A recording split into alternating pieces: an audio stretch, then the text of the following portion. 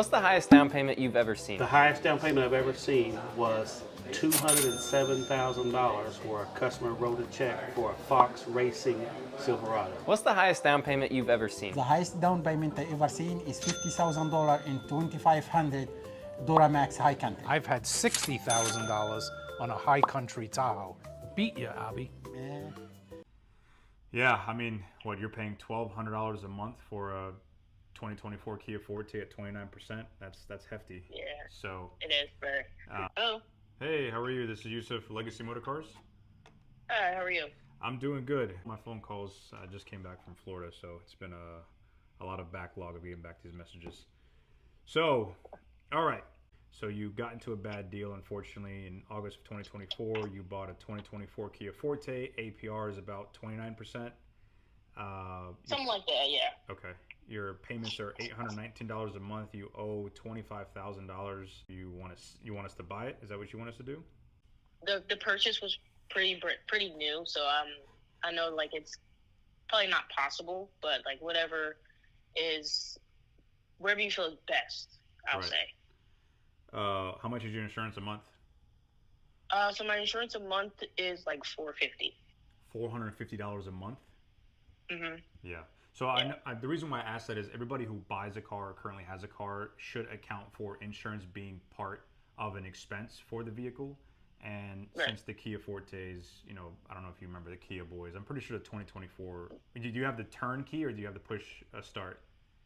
The turnkey. Got you. So the reason why the insurance is so expensive is because they'll be easily stolen. So that's why insurance companies, and I even know insurance companies now that don't even insure them anymore. So it's really hard to sell them. So a lot of dealerships aren't buying them per se. What's your credit score? So my credit score is about 550. Like I've been working on establishing it because I didn't really know much about credit until recently. So I didn't necessarily have the best score when I went to inquire about the car. So getting the car kind of taught me better ways to build my credit. Gotcha. I mean, unfortunately, with a 550 or 500 credit score, there's no option for you. I mean, why is it so low? Do you have late payments? Did you have another repo? What's going on? No, actually. I think I've always been on time with my payments. I honestly have no idea why it's so low. Who's the bank? Global Lending Service. I mean, unfortunately, there is really nothing you can do. I make about 32 a month, something like that. So you see how this car, I mean, obviously but it's more than a third of your income is going to this car. So I'm sure it's weighing down on you a lot. There's just no way for you out the vehicle. One, you have some negative equity, not that much since it's brand new. How many miles are on the car? A little under 10,000. All right, so number one, that. Two, you have a really high interest payment, and since you're leveraged up so much, like at $800, I would recommend you paying $300-400 extra a month towards the principal so you can pay it down. But you said that you only make $3,200 a month, so if you're going to pay $1,600 a month, that's going to be almost half your income going towards this car, and that wouldn't be smart just to save on interest. You don't have a lot of money down, so you can't get into a cash car. It's just very limited. So a lot of people, I like the fact that a lot of people come to me to try to get some advice, and unfortunately, it's just sometimes it is what it is, and there's nothing that I can do. This was the first purchase. Yeah. So again, word of the wise is just next time you try to get into a car, just try to do an insurance quote before you buy the car, and then really assess your credit situation because it's going to be really hard to get out of this vehicle, unfortunately. Okay. So I know it's not news you want to hear. I get it all the time. I have a dealership. I sell cars. I finance. I'm the finance guy here, so I see it all the time with different credit profiles. If you had like a 650, 660 credit score, I could possibly see like refinance your name or get into a lease deal to kind of just hit the reset button. But right now, until your credit gets up, you're pretty much stuck. I mean, that's not all that bad. I split it up every month, like every month, like I paid $400 2 weeks, $400 the next 2 weeks. So it's not too bad. I mean, it's pretty bad. I mean, it's a third of your income, and I'm not saying this to call you out. You have to kind of put some weight behind it. You're like, you know what? Even though I may not see it being bad, but a third of my income's going to a car and insurance. I gotta reassess. Right. So you're still fairly young. How old are you? 25. 25. Well, look, try to take a year. Just pay your bills on time, try to get everything situated, and hopefully, you know, within the next year or so, maybe you can get the mid 600s, and then you can kind of refinance and get from a 29% interest rate to like a 7% interest rate from a credit union, and that'll save you a lot of money. Yeah. All right. I appreciate it. Anytime. Thank you. Yep. My husband and I paid off our car in 10.5 months, and so many of you asked how we did it, so let's talk about it. We are married, and we do have joint bank accounts. Everyone feels differently about that, but that's how we do things. But we live off of my husband's income for bills and expenses. So then all of my income we use for investing, paying off debt, and saving. I have not worked the last 6 weeks because I injured my back and I'm awaiting surgery, but I do make a small amount of money from social media, so that is our income combined with my husband's income right now. Only living off of my husband's income has allowed us to max out our emergency fund this year, save for a down payment on a house, and pay off our car early. We made sure to make double payments every month for our car payment, and if there was any extra savings that we didn't use in our budget, we paid that towards the car too. I also made a high yield savings account and put money aside for a lump sum payment to pay it off, and our high yield gains 4.5% interest. I am not a financial advisor by any means, but I've learned so much from my parents and from TikTok. I've been following Alex on a budget, and I love her because she really motivated me to just pay it off. Yes, it might affect your credit score, but I would rather save the thousands in interest. Let me know if you have any questions. Grace, what's the highest payment you've ever seen? $1,784. Demetrius, what's the highest payment you've ever seen? Oh, like $2,100. Sheesh. Roy, what's the highest car payment you've ever seen? It was $1,958. Jesus. Leslie, what's the highest payment you've seen? $1,400. Hey guys, what's the highest payment y'all have ever seen? $2,435. March? 3,200. Jesus. Yeah. Bailey, Yes. what's the highest car payment you've seen? I wouldn't have a clue because I'm marketing manager. Patrick, Sir, what's the highest payment you've seen? highest payment I've seen, probably like $1,800, $1,900.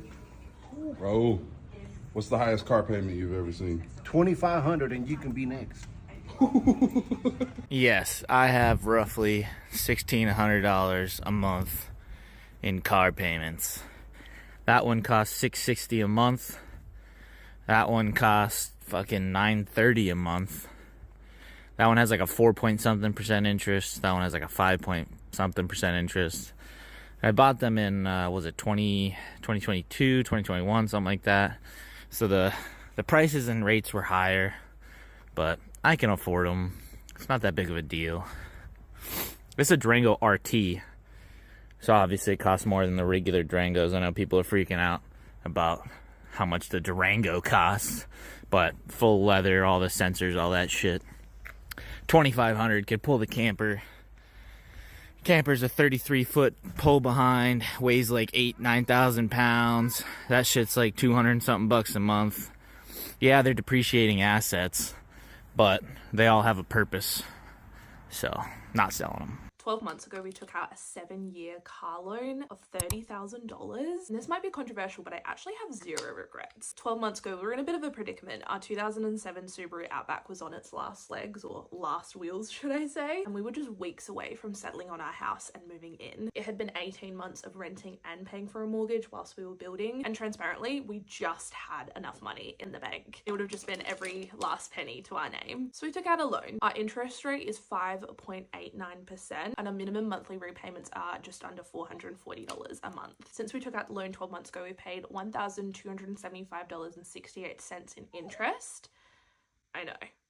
And we paid off a total of $16,614.32 towards principal, which means we only have $13,635.28 left on our loan. Now that we're past the halfway point, it's just annoying me. It's a small enough amount left that it's just irking me. I want it gone. So I've set us the challenge of having this car loan paid off by my 28th birthday, which is 7 months from now. I feel like that's an achievable time frame while still being challenging. I can't wait to have it fully paid off, honestly, so we can focus on our other financial goals, paying extra towards our mortgage, increasing our emergency fund, just freeing up that extra $440 per month from our budget is going to be a game changer. And I want to bring you guys along. We're going to be consumer debt free by 28, and I'm so excited. And I don't know, I just feel like a $500 plus car note is absurd. But also walking, not having a car and not having transportation is even more absurd. So like, what do we do in this economy? because you need a car. There's no way around it. Everybody can't go to a car place or dealership and just drop down cash. And I'm not even sure that's something that you should or would need to do. How much are y'all paying for these car notes? Like, how much are y'all spending on car notes plus car insurance? Because it's honestly getting even more ridiculous, but I low-key can't even be mad at people for paying that much money, because what do? You need a vehicle.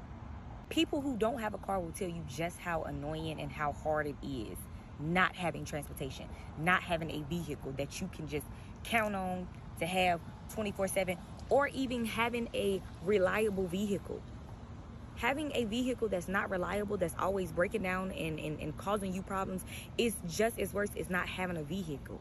So what do you do if you need reliable transportation? What's the highest car payment you've ever seen? Probably the highest one I've seen go out is right a little over $1,700 a month. What car? It was actually on a Corvette. Hey Roger, what's the highest car payment you've ever seen? Highest car payment I've ever seen was probably about $1,400 on the Corvette. Hey Neil, what's the highest car payment you've ever seen? $1,800 a month. What car? High Country Suburban. A car payment is literally the #1 wealth killer in its show.